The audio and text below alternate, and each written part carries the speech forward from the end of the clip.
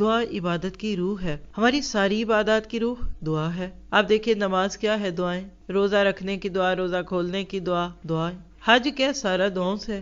ان سب کی روح دعا ہے۔ دعا کے بغیر عبادت بے روح ہو جاتی ہے۔ دعا ہر جگہ ہر حالت میں کی جا سکتی ہے۔ آدم علیہ السلام کی تخلیق کے بعد پہلی عبادت جو ایک عملی طور پہ سکھائی گئی تھی وہ کیا تھی؟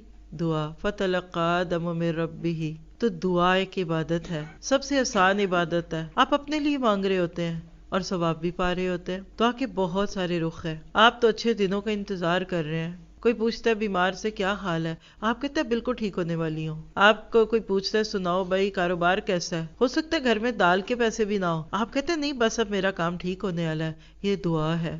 ہم نے اپنے زاد الخیر میں یہ حدیث ریفرنس کے ساتھ پڑھی ہے۔ کوئی شخص کسی کے ساتھ یہ گمان کر دے یا کسی کو یہ کہہ دے کہ میرے حالات اب بدلنے والے ہیں، تو وہ مستقل عبادت کی حالت میں ہوتا ہے۔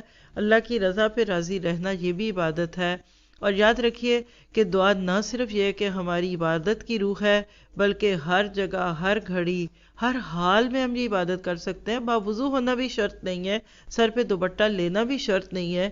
قیامم وقعودم وعلی جنوبہم، یعنی کھڑے بیٹھے لیٹے آپ کر سکتے ہیں۔ یہ الگ بات ہے کہ قبولیت کی کچھ شرائط اللہ نے رکھ دی۔ پھر آپ دیکھیے کہ اللہ کے نبی کی سیرت کو کھول کر آپ دیکھتے ہیں نا، آپ کو ہر جگہ ہر لمحے دعاؤں کا ذکر ملتا ہے۔ سوتنے کی دعائیں، جاگنے کی دعائیں، کروٹیں بدلنے کی دعائیں، بیت الخلاء جاتے ہوئے دعا، گھر سے نکلتے ہوئے دعا، آئینہ دیکھتے ہوئے دعا، یعنی آپ کے ذاتی کاموں میں دعائیں ہیں۔ کسی کے گھر میں کھانے کی دعوت پر گئے، میزبان کے حق میں آپ دعائیں کرتے ہیں۔ کوئی آپ کو پانی پلا دیتا ہے، آپ اس کو دعا دیتے ہیں۔ یعنی آپ کسی محفل میں تھوڑی دیر کے لیے غافل بھی ہو گئے، لیکن اس کے بعد اٹھے تو دعا کر دی، کفارہ مجلس کی دعا۔ کیا پتہ چلا کہ دعا ایسی عبادت ہے جو گناہ کرنے کے بعد بھی مانگی جا سکتی ہے۔